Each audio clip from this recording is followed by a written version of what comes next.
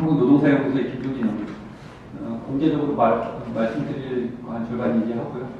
비공개 때 좀 많이 말씀드리겠습니다. 가치지향적 사회문제 짚어보기라고 말씀을 드렸고요.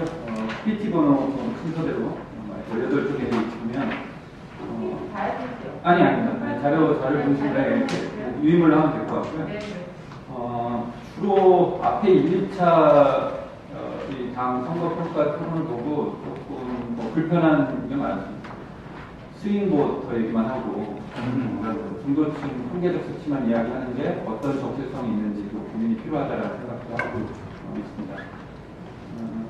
본질적으로 보면 민주당 공약 만들 때도 좀 대기로 참여를 했는데 느낌은 인수위 백서를 쓰고 있구나. 이미 돼 있고 기재부 공무원들 보는 것 같아요. 안 되는 이유만 이 정책을. 결국은 어떤 정책의 분과는 선거 전까지 발표를 못한 분과의 경우도 있습니다. 이건 어떻게 평가해야 되는지 대단히 고민이 있고 저쪽에서는 대장동이든 이러저러한 이슈로 계속 스노우볼링 하잖아요. 눈덩이 보이듯이 계속 굴려가고 하는데 민주당 과정에서 어떠한 가치지향적 정책으로 사회에 부응했는지 이런 것들을 고민해볼 필요가 있습니다. 저는 민주정책연구원은 해체적 수준으로 다시 해야 된다고 생각했습니다. 공약 만드는 과정에서 토론을 해보면 여의도 정책연구원 사람들하고 다르지 않은 분위기도 많이 이야기를 하고 있고 집권 여당의 싱크탱크의 역할을 하는 곳이 어느 정도 사회적으로 의제를 발견하는지도 진짜 고민이 필요한 생각이 들긴 합니다.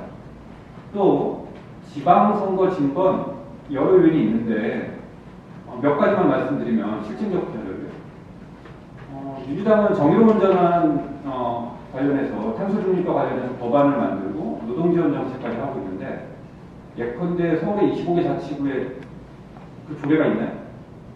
없습니다.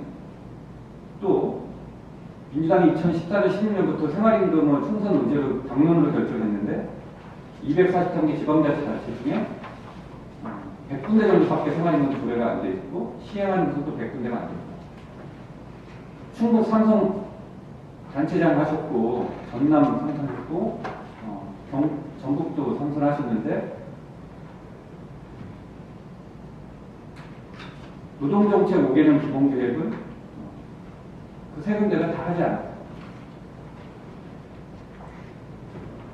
심지어 지금 대구, 경북에서도 노동정책 기본계획을 수립하려고 연구 용역이 발주되고 있는데 호남, 전북에서는 생각도 없죠. 그래서 과연 민주당이라는 곳이 수비 일관적으로 공감대를 형성하고 가치지향적으로 하고 있는지 나를 보면 시민사회나 노동운동 진영이나 학계에서 도저히 지지를 해줄 수 없는 상황이 되는 건 아니냐라는 생각을 합니다.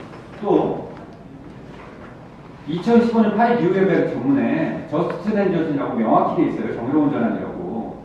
그런데 우리나라 관계부처에서는 그 시기에 공정한 전환이라고 해요. 유일하게 환경부만 이건 정의로운 전환이라고 해야 됩니다고 했는데 과연 그러면 민주당이나 의원님들이 그런 걸 바로잡아주는 역할을 하셨는지 이거 불평등과 공정의 당론이 오고 왔을 때 공정이 지금 우도치 않게 시장제약적 입장이 됐을 때 그런 모습들이 있는 것 같습니다. 그래서 그런 몇 가지들만 봐도 충분히 0.73은 물론 이제 막판에 많이 따라졌지만 충분히 극복할 수 있는 지난 집권 4년의 과정에서 하지 못했다. 한쪽에 슬럭이 넘기시면은 이제 불평등한 일터의 노동의 이제 정치 개혁이 대단히 할 게 많은데요. 아까 좀 박명 선생님 말씀하셨지만 입법 개혁으로 지난 4년 동안에 180석을 갖고 있었던 민주진보 세력이 220만 명 되는 플랫폼 노동과 관련돼서 법안을 수준 있게 추동했나? 그런 말씀을 좀 드리고 싶습니다. 삶을 찾아가는 과정에서 사유의 부재가 있었고 한나 아래부터 얘기했듯이 정책 상상력은 토론과 구체성이 필요한데 그러지 못했다라는 생각이 듭니다. 바로 옆에 ILO가 유럽연합하고 지난 20년 동안 좋은 일자리 디센트웍이라는 이제 지표를 만들고 끊임없이 하고 있습니다. 올해 이제 110대 총회에서 안전보건까지 기본협약으로 체결했는데요. 제일 오른쪽 끝이 제가 생각하는 민주당이 좋은 일자리를 추진하기 위한 지표와 정책으로 구체화할 수 있겠다는 생각을 하고 있습니다. 그럼 보면 지난 첫 번째, 두 번째 토론 발제를 보면 저는 굉장히 충격적인데 국힘에서 토론하는 토론하고 뭐가 다른가? 그러니까 문재인 정부에서 최저임금 정책과 비정규 정규 전환을 했을 때 조중동이나 국힘이 비판하는 논조가 저는 1, 2차 토론 때 그대로 나왔다고 봐요. 또 하나는 뭐냐면 그들이 세는 그 논자들이 생각하는 비정규직은 법률상 기간제 계약직과 파견 용역이에요. 850만 명. 그렇지 않죠. 특수고용 165만 명, 플랫폼 노동자 220만 명, 프리랜서 400만 명. 아까 장 선생님이 말씀하신 것처럼 일하는 시민의 범위가 이미 넓어졌습니다. 그런데 아직도 그 틀에서 고민하고 있다라고 생각이 들죠. 차별금지법과 관련된 평등법과 관련된 개혁법 하지 못한 것, 중대재해 관련된 것도 디센트 고운 일자리에서 적극적으로 하지 못한 것들. 대통령님 공약으로 문재인 대통령 공약으로 노동이사제가 오래 일했는데 제가 드리고 싶은 말씀은 243개 지방자치단체 중에 민주당이 집권하고 있었던 광역과 기초에서도 서울, 경기, 부산 등에서 일부 시행했는데 다른 지자체단체에서 왜 노동이사 조례나 시행 못했나 이런 것들이 명확히 보이는 거예요. 지지해주지 못할 이유들이. 한 줄 넘기겠습니다. 논쟁 사례라고 제가 했는데요. 제 기억에 작년 선거 기간에 민주당 모 최고위원이 노동이사제를 하면 안 된다고 하는 논의가 있었던 걸로 제가 알고 있는데 저는 이게 단쪽이다. 최고위원 의사결정 과정을 갖고 있는 의원이 노동이사제, 유럽연합에서 일터민주주의, 산업민주주의를 보편성되어 있고 감시와 견제 기능으로서 주고 있는 제도에 대해서 유기농 최고위원이 그런 것들을 갖고 있다면 과연 그러면 스윙보트한테는 그게 기대가 가능하나요? 불가능하다고 봅니다. 윤석열 당선자가 취임사나 국회 시정연설에 했던 그 흐름과 철학이 저는 다르지 않은 내적 과제를 반성할 필요가 있다고 생각합니다. 그 다음을 보면 저는 문재인 정부의 국정과제 100대 국정과제만 제대로 연착륙하고 그걸 더 가치지향적으로만 했어도 충분한 의미가 있다고 봅니다. 노동기본권 신장, 사회적 대화, 아이돌급 핵심 혈압 기준, 부당해고의 문제, 일터 괴롭힘이나 감정노동, 이모셜 레이버 같은 정책들을 더 추진해야 되는데 243개 지방자치단체 중에 감정노동 보호와 관련된 조례를 갖고 있는 곳은 여든 곳밖에 안 돼요. 나머지 그러면 민주당 지자체 단체장님이 집권하고 있던 것은 뭐한 것이죠? 이런 생각들을 해볼 수 있습니다. 뒤로 넘기시면, 두 쪽 넘기시면 963만 명의 사각지대 노동자, 785만 명의 제도박 노동자들 잠깐만 좀 말씀드리면 정책적 수준에서 최근 생활임금을 적극적으로 했던 영국에서 최근에 3년 전부터 하고 있는 게 뭐냐면 생활임금만이 아니라 최소 생활노동시간 캠페인을 하고 있어요. 미니잡이나 제로 이런 게 너무 많으니까 우리도 15시간 미만의 초단시간 노동자가 185만 명이나 되거든요. 급격하게 여성이나 청년, 청소년이나 고령자로 밀집되고 있는데 다 쪼개기 계약을 하고 있고 저는 입법 과정에서 조금 변할 수 있지만 민주당에서 적극적으로 학업, 돌봄, 건강 이러이러한 사회 4-5개만 제외하고 나서는 15시간 이상 계약해야 된다. 왜? 사회보험 의무가입이 돼야 되고 주의사항 의무가 돼야 되고 이런 권리를 보장하기 위해서인데 공공이 이런 일을 더 많이 하고 있습니다. 학교, 공공부문 지자체 이런 문제들에 대해서 개혁입법 과정에서 의제를 더 선도하지 못했다라는 생각도 하고 있고요. 저는 또 하나 가장 아쉬운 건 2020년, 21년에 코로나 코비드가 터졌을 때 백신 휴가 지원 제도를 적극적으로 했을 때 금기법 60조와 62조에 유급병가제도 유급휴가 없는 거 그리고 복지 상임위까지 갔음에도 불구하고 전체 의제에서 백신 휴가 적극적으로 통과하지 못한 것들이 정치는 타이밍이고 국민들한테 대단히 필요할 때 정책 줘야 되는데 그 유노조 사업장만 공공이 가능한 그런 휴가제도에 있어서 백신 휴가 같은 거 적극적으로 최소 2, 3일만 했어도 저는 국민적 지지가 코로나 시기에 대단히 올 수 있고 그건 전국민 고용보험도 마찬가지입니다. 관계부처에서 겨우 코로나 때문에 전국민 고용보험 산재보험에 추가된 게 3-4개 업종밖에 없거든요. 3-4개 직업군밖에. 앞으로 5년 후에 사회적 합의를 통해서 프리랜서 활동할 저는 이 정도 상태에서는 그냥 국민적 상식 중에 보면 행정부 장악됐고 180석 국회받고 있는 정당에서 못한다면 앞으로 왜 찍어줘야 되죠? 이런 생각이 드는 거예요.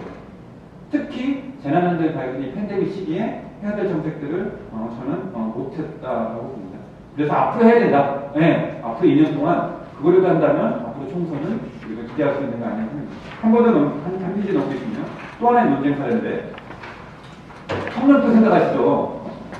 지난 이재명 후보 공약에 민주당 내부 MBC 백분 토론 때부터 들어왔었는데요.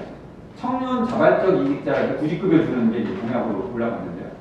월 평균 만 19세에서 35세의 청년 기본법상 청년이 자발적 퇴직 이직자가 몇 명 나오냐면 월 13만 명에서 15만 명, 연 150만 명 정도 나옵니다.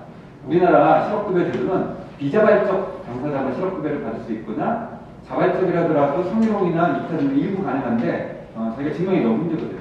지금 무슨 얘기냐면 청년들이 회사에 들어갔더니 근로조건이 안 맞거나 혹은 직장 내 괴롭힘이거나 전망 부재 때문에 다른 일을 찾는다는 거예요. 이 다른 일을 찾는 과정에서 소득 수준이 안 좋거나 집안이 안 좋거나 경제적 사정이 안 좋으면 아르바이트를 하거나 이렇게 하면서 할 수밖에 없고 그것 때문에 직장이 남아있어서 청년들한테 되게 소구력 있는 정책인데 제가 말씀은 다 못 드리겠지만 땡땡 의원님이나 몇몇 의원님들이 그렇게 하면 중소기업 상공인들이 싫어하지 않을까요? 떠나니까? 이런 말씀을 하시는 거 듣고 나서 불가능하다. OECD 37개국 중에 자발적 실업자들한테 실업급여를 주는 나라가 절반 정도 됩니다. 유예기간만 조금 이렇게 핸들링하면 되거든요. 이런 걸 적극적으로 청년들한테 다가가는 정책으로 소구하지 못했고 청년 직장인들이 가장 선호하는 게 꼬발임금 제도예요. 근로기준법상 시간에 비례해서 임금을 줘야 되는데 넌 연봉 얼마니까 여기 퉁쳐. IT 청년들 대단히 이렇게 돼 있거든요. 화이트칼라 사무직들. 이런 정책들을 현장에 기반한 정책들을 전반적으로 민주당이 하지 못했고 그러면 중소상공인 자영업자들한테 표 떨어진다는 생각만 하시고 전혀 하지 못했다는 게 저는 대선에서 해결을 먼저 합니다. 오른쪽에 보시면 윤석열 대통령이 52시간 120시간 얘기했잖아요. 저는 이때 각 세웠어야 된다. 글로벌 스탠다드 유럽연합 ILO의 장시간 기준은 48시간입니다. 그런데 우리는 이 과정에서 어렵게 52시간 한 건데 이것도 48시간도 준수하지 못하는 나라에서 52시간도 차지하는 것은 저는 이 정책 하나로 바로 사회 문제로 충분히 4.7%의 98만 명의 노동자들한테 표받을 수 있는 실기를 했다. 그냥 보도자에 한 번 나온 걸 기억을 하고 있어요. 이 한국이가 제 기억에. 벨기에가 올해 9월 1일부터 22년 사업장을 전면 주사해요. 덮으셔서. 그리고 또 개정해서. 아마 민주당 의원님들 180분한테 이 얘기하면 그렇게까지? 이렇게 하시는 분이 많을 거예요. 그게 이제 20대들이 볼 때는 워라벨 친구의 꼰대 문화라고 생각을 듭니다. 당장 내년에 주사위가 된다고 하는 청년들 생각 없어요. 그러나 논의를 시작하면 내가 그래도 10년 이내 직장에서는 다가오겠지. 그러니까 더 아이러니한 건 주 6일에서 주 5일을 경험한 세대가 주 5일에서 주 4일을 더 간다. 이런 이제 경험치의 문제가. 그런데 20대 청년들은 학교 졸업하고 자기 첫 직장이 주 5일이거든요. 이런 미래 의제에 대해서 저는 하자는 게 아니라 성숙한 토론을 붙이지 못하는 게 문제가 대단히 있다라는 생각을 하고 있습니다. 다음 넘기시면요. 제가 민주당에 제안했는데 공약 못 받으셨습니다. 무슨 얘기냐면 유럽연합의 절반은요. 입사하고 1년이 지나면 유급 법정 금기법 60조의 연차 휴가가 미국하고 우리만 제외하고 다 24개 선진국부터 출발합니다. 우리 15개부터 출발이거든요. 그래서 제안한 게 우리 25개는 한국 현실이 어려우니 20개를 한번 민주당 공약을 해봅시다. 그러면 입법 과정에서 뭐 다 알잖아요. 한두 개도. 그런 선제적 정책을 해서 일과 삶의 균형은 예전에 저녁에 있는 삶이었다면 아마 20, 30대 청년들한테 물어보세요.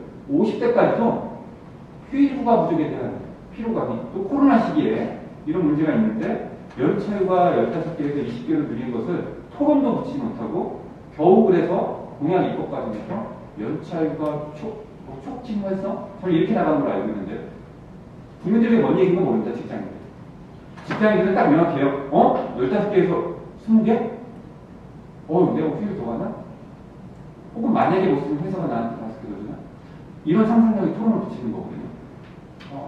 제가 어제 모 병원에 100명 있는 병원에 신직원 교육을 갔는데 제가 물어봤습니다. 선생님들 혹시 윤석열 당선자의 노동정책 3개 한번 생각나는 분 손 들었죠? 그랬더니 120명 손 드는 분이 있어요. 이재명 후보의 노동정책 생각하니 손들어볼 게 한 번도 없습니다.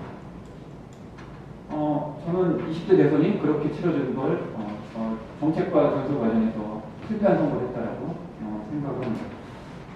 저는 이슈를 높여야 된다고 생각이 드는데 대장동 논쟁에서 좀 묻혔다고 생각이 들어요. 연체율과 20개, 포괄임금 폐지, 주사위를 붙였다면 생산적인 토론했을 거라는 생각을 하고 있습니다. 그래서 마지막 슬라이드에 국제노동기구 ILO가 2019년에 100주년이 되면서 100주년 보고서를 발견했습니다. 공장을 기반으로 한 100년의 우리가 근로기준법이라는 논의가 있었어요. 앞으로 미래는 새로운 상승력과 미래에 대한 고민을 해야 된다는 보고서가 있었고 그 1번부터 10가지가 있는데 대단히 저는 앞으로 민주당이 앞으로 총선과 지도되면서 이걸 한국적 버전에서 수용성과 미래가치 지향적으로 정책을 만들어야 된다고 생각이 듭니다. 3페이지 넘기면 제가 몇 가지 고민한 것들 중심으로 좀 말씀드리겠습니다.